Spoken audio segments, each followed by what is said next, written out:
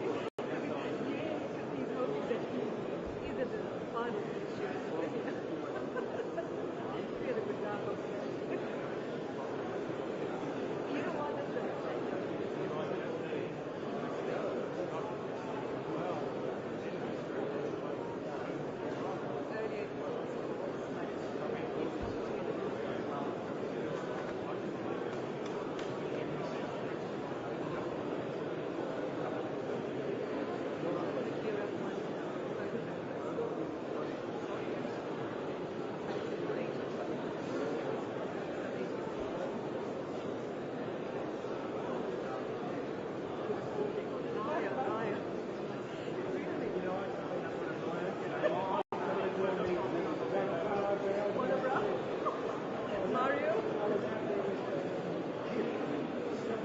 Super Mario? When that happened. This is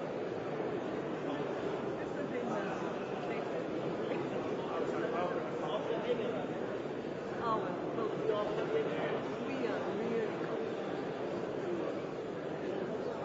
you say you reported at you say and then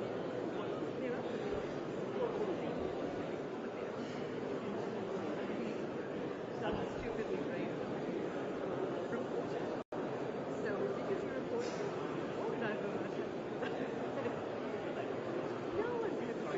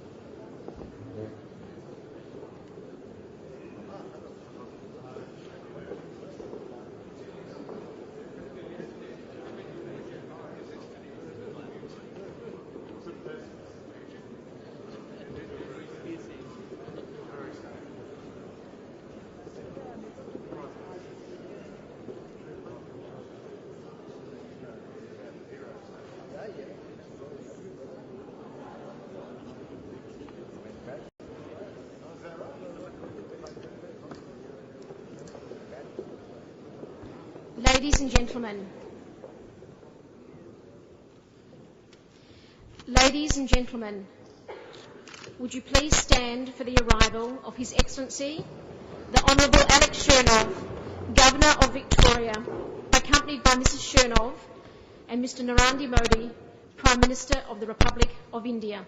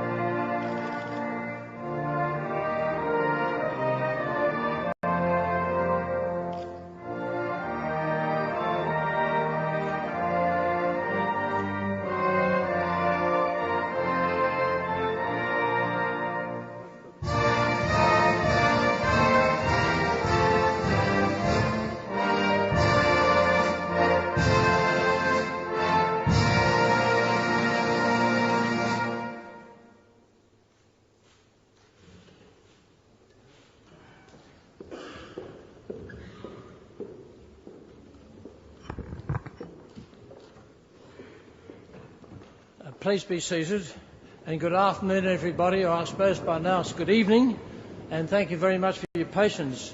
I welcome you all to Government House for this historic event when we will hear from the Prime Minister of the world's largest democracy and the third largest economy, Mr Narendra Modi.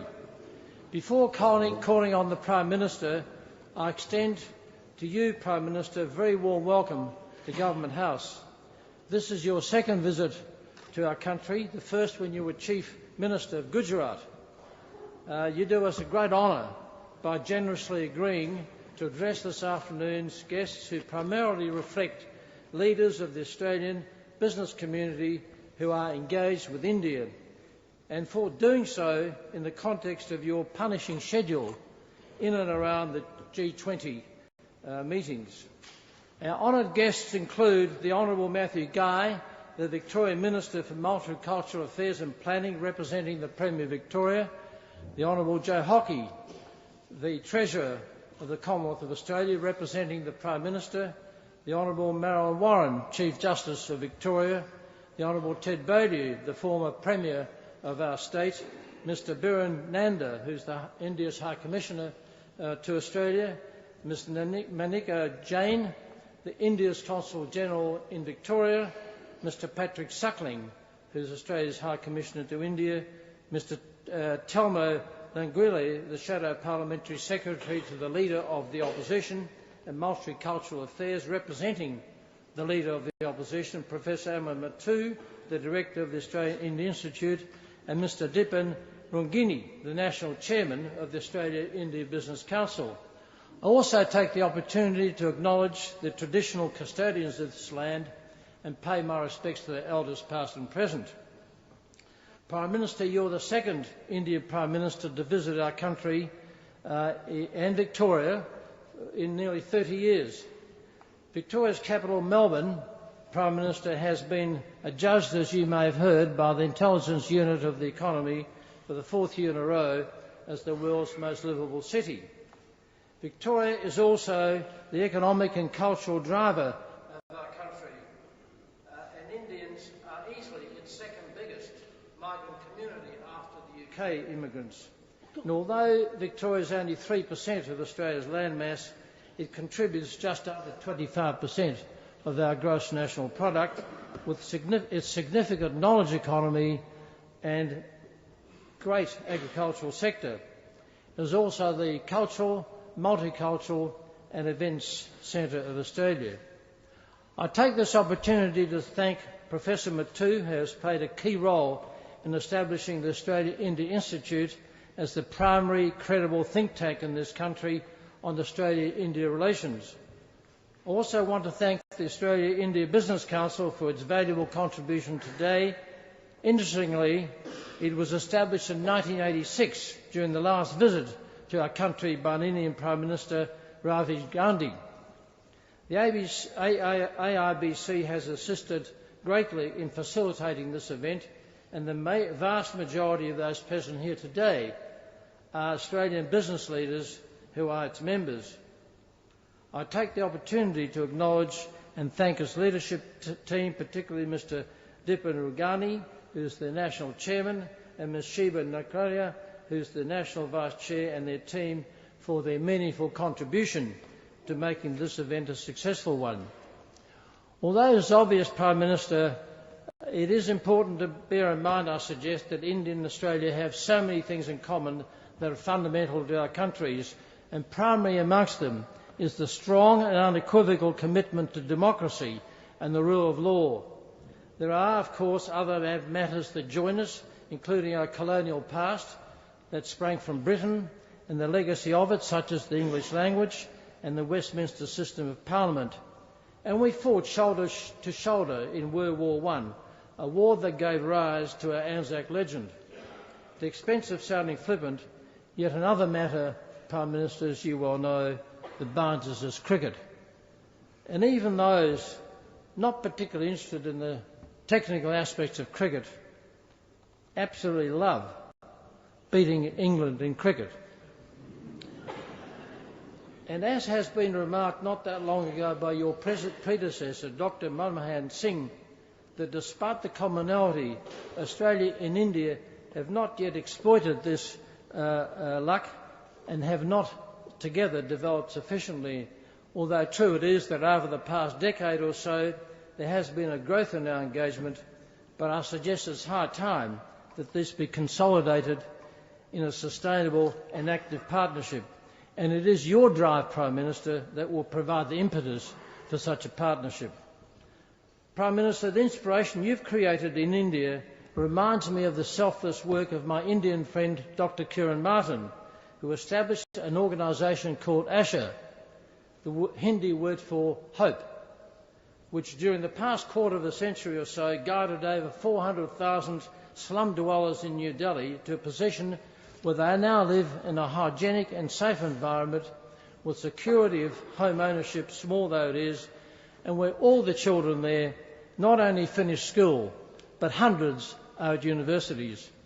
And Dr. Martin has given hope and confidence to these slum dwellers, such as to break, or have the potential for breaking, the intergenerational cycle of poverty that was crushing them.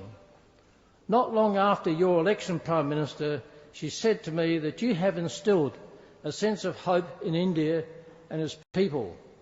The mood there, she said, has changed from one of resignation, hopelessness, to one of excitement, anticipation and belief that good things are in store in the future. We in Australia, Prime Minister, have very much the same sense of your impact on your country and on Australia's relationship with it. It is your energy and commitment to changing the Indian culture in its various administrative aspects that have significantly bolstered the confidence of Australians in their dealings with India. You have effectively created a new dawn for Australia-India relations, such as to give us confidence that it will translate into a genuine strategic partnership. In addition to minerals, of course, Australia has much to offer India, with a strong knowledge economy that includes higher education and vocational training, biomedicine, IT, a wide range of services, building and mining management systems, tourism, water and sewage management, just to name some. Australia and India, I suggest, are a natural fit in political, economic, cultural and security matters, and we look forward to rapid development of this relationship under your leadership in India, Prime Minister, to the benefit of both countries. We are all eager to hear you, Prime Minister, so now it gives me great pleasure to ask you to speak to us.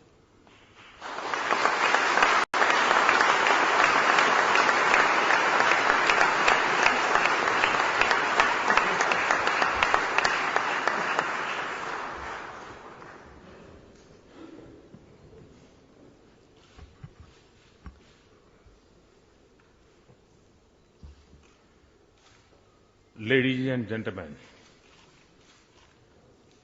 I'm very happy to be here in Melbourne with you.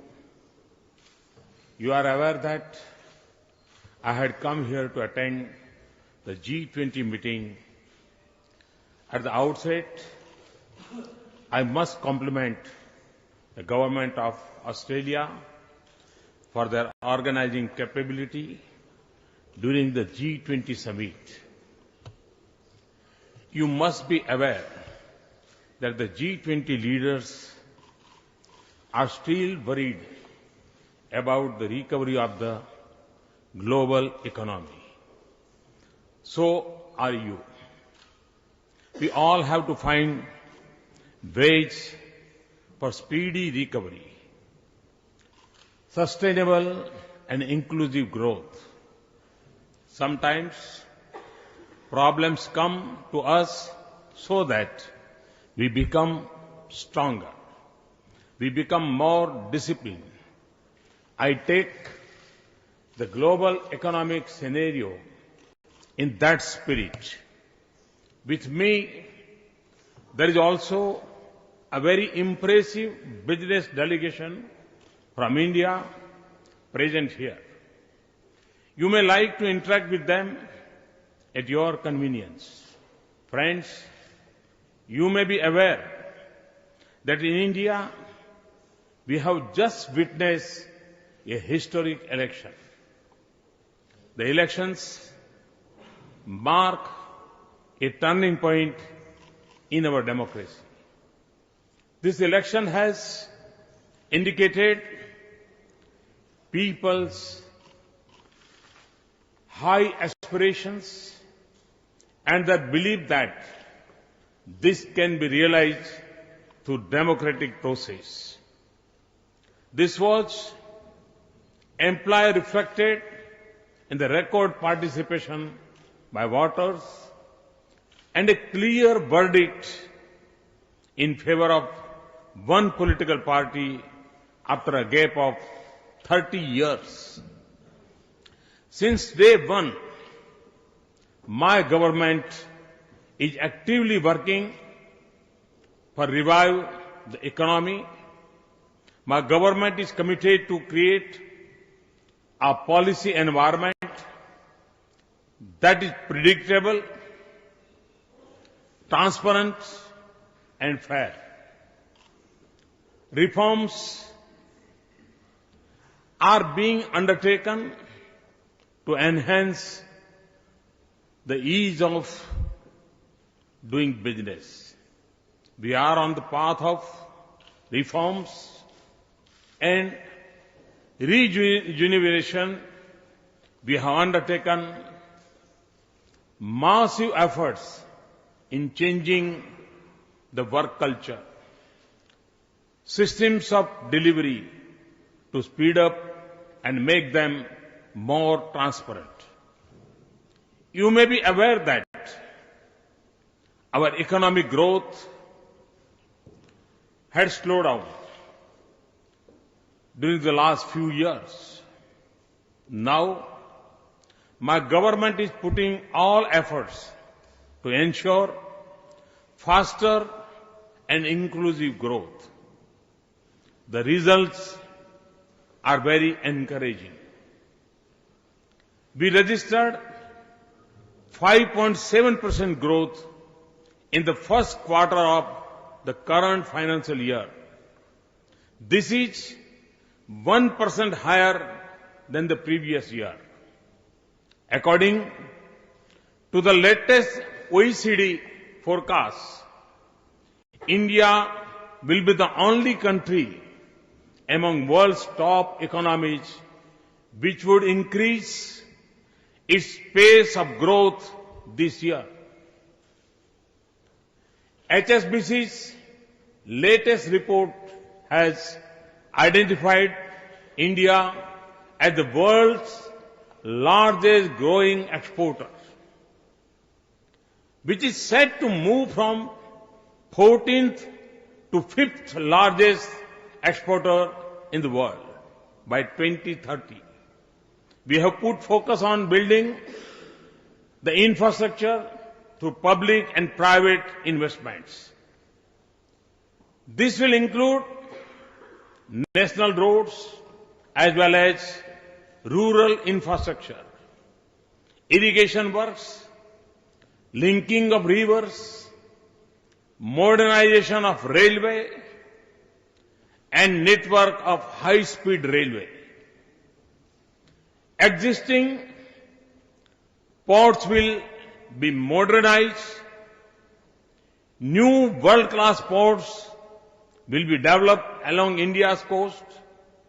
In order to promote port-led development, ports will be connected to the hinterland through road and rail. Inland and coastal waterways will be developed as major transport routes. Low-cost airports will be built to improve connectivity to the smaller towns. To upgrade manufacturing infrastructure, the government is setting up world-class investment and industrial regions along the dedicated freight corridors and industrial corridors. We are also planning to build 100 smart cities equipped with world-class amenities. In order to execute the infrastructure plan, a fast-track PPP mechanism is being put in place. Government of India is working towards single window clearance at the federal and state levels. We are also keen to move towards the next generation infrastructure. We need highways and we need highways too. And when I say highways, it means information ways. Under the Digital India initiative, IT will be used to drive government process to improve service delivery and program implementation.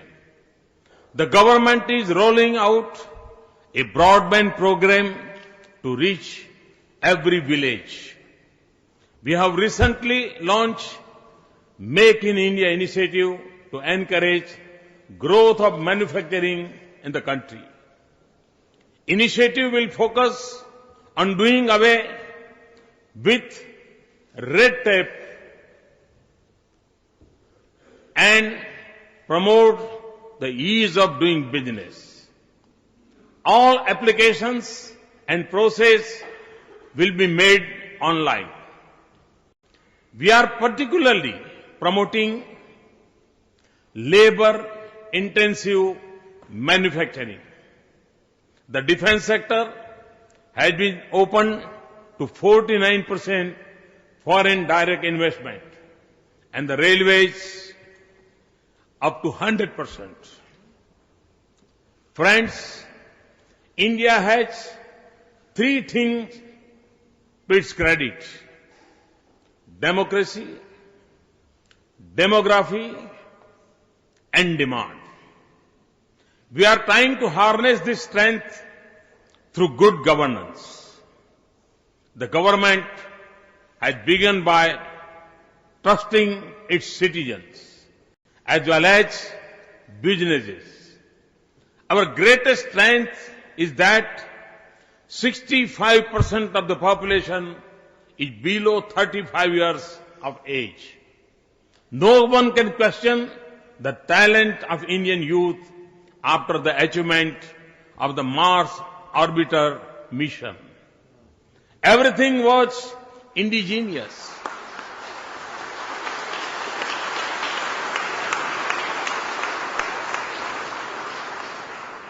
In very, very small factories, every component was made to make the mission successful. We have large numbers of hands to work, and you will be surprised. Our Mars mission was less cost than the Hollywood film.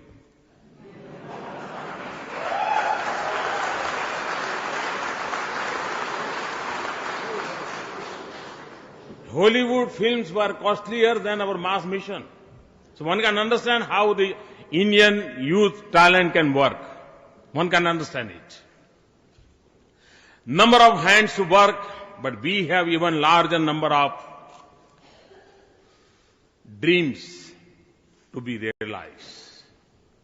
Therefore, employment opportunities are being enhanced by promoting manufacturing, tourism sector, and agro-based industries, particularly value addition.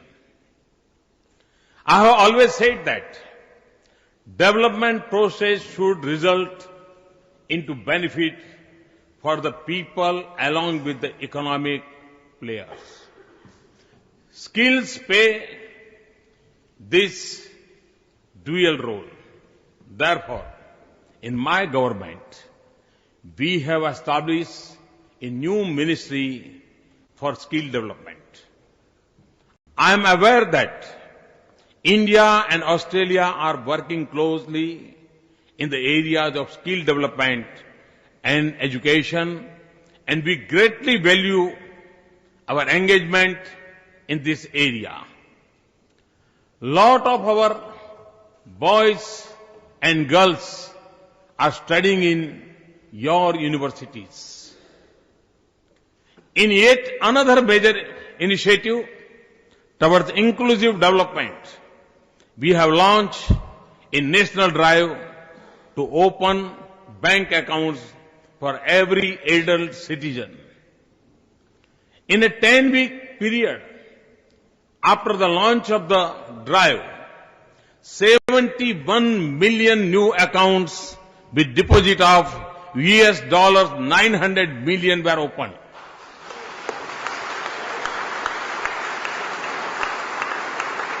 This is perhaps the biggest initiative for financial inclusion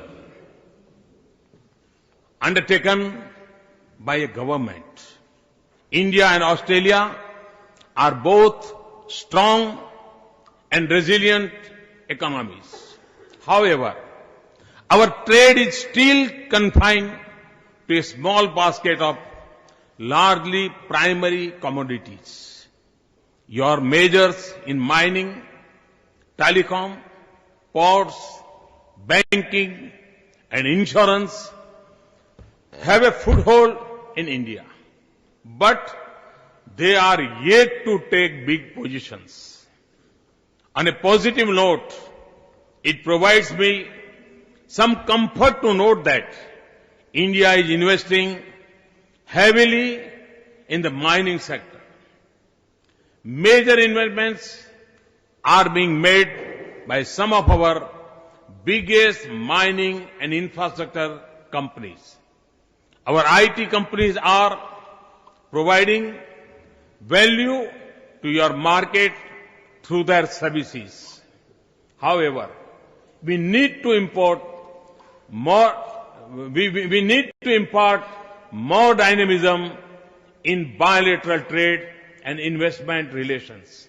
Within India, we are working hard to create conducive environment for the trade and industry. We are confident that our new measures will help increase your interest in India. We greatly value our relationship with Australia. We need your partnership to overcome the challenges we face in education, health, energy, security, science and technology, and infrastructure. Particularly, we need your involvement in high-end technology so that India can fully utilize its potential. We are committed to change this scenario, and that is where opportunities lie for you. If it is enriching for you, it is also rewarding for you. The large and growing Indian community in Australia has integrated well and made significant contribution to build bridges between the two countries. We are proud of their achievements and commend them for their efforts and success. The brothers and sisters of the Indian community will further help us to consolidate the partnership between the two countries. We have to work for peace, prosperity, and progress in the world. Pacific, and I would like to say that Asia Pacific look forward to working together with the government, business, and people of Australia. I assure you of my personal attention for your success in our country. I thank the Australian Prime Minister and his government and their dignitaries for the love, respect and hospitality they gave to us. While parting with you, I invite you to India. I can say with confidence that presently you have the best time to be in India. You have the best terms to work in India, and both for business and life. You have the best test to relish in India. Thank you very much. And thank you, Your Excellency, Governor, you gave me this opportunity. Thank you very much. Thanks a lot.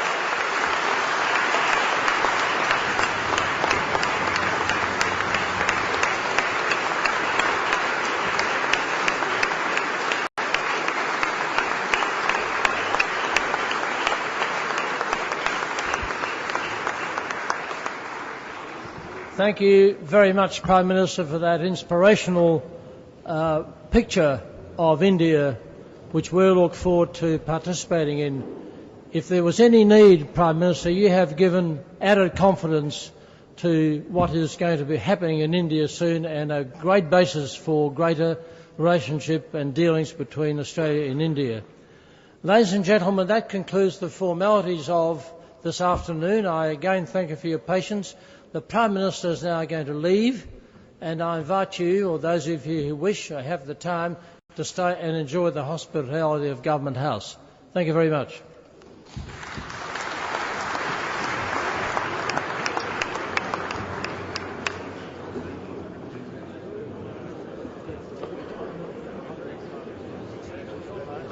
Thank you.